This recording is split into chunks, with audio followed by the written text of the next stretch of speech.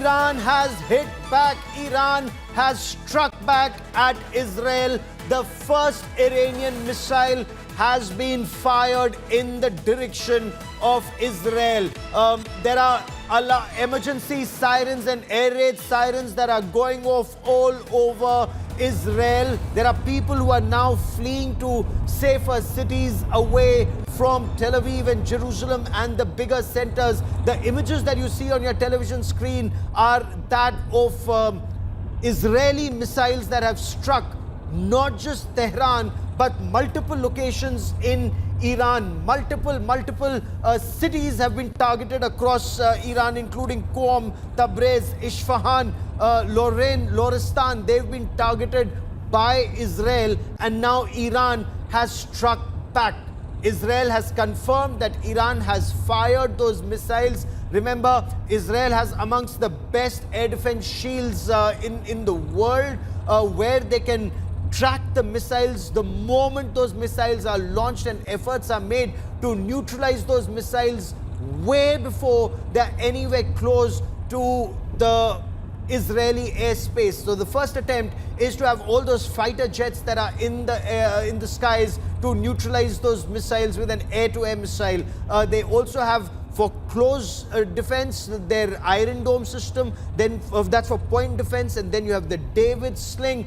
They also have the terminal high altitude air defense, area defense shield, which is called the THAAD system. That's an American system. So multiple levels of a missile defense shield, quite like the Sudarshan Chakra that India is talking about. And we saw India's systems work perfectly during Operation Sindoor, but this is where Iran has fired multiple missiles at Israel.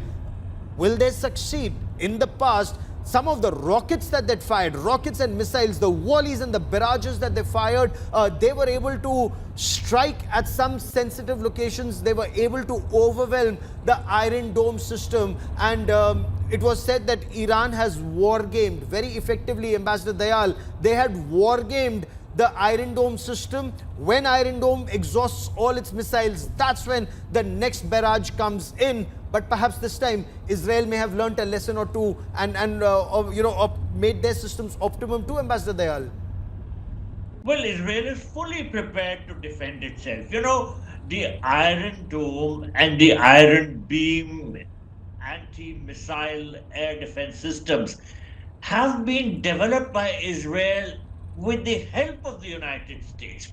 There has been a lot of collaboration in regard to strengthening Israeli air defense systems between Israel and the United States, because both have been fully cognizant of the danger which would come from Iran in case there's an escalation. And that situation is really playing out now, because as your news broadcast mentioned, yes, there are now retaliatory strikes which are taking place. One missile has been fired. Surely 35 to 70. That's the latest information that's coming in, Ambassador.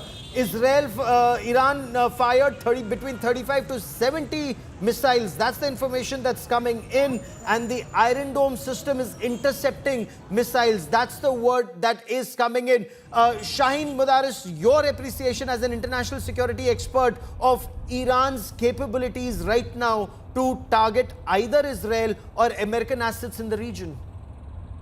Well, the Islamic Republic will try to saturate the aerial defenses that exist within the region, because their missiles, their ballistic missiles, do not have the precisional strike it needs and does not have the operational maneuverability that it takes.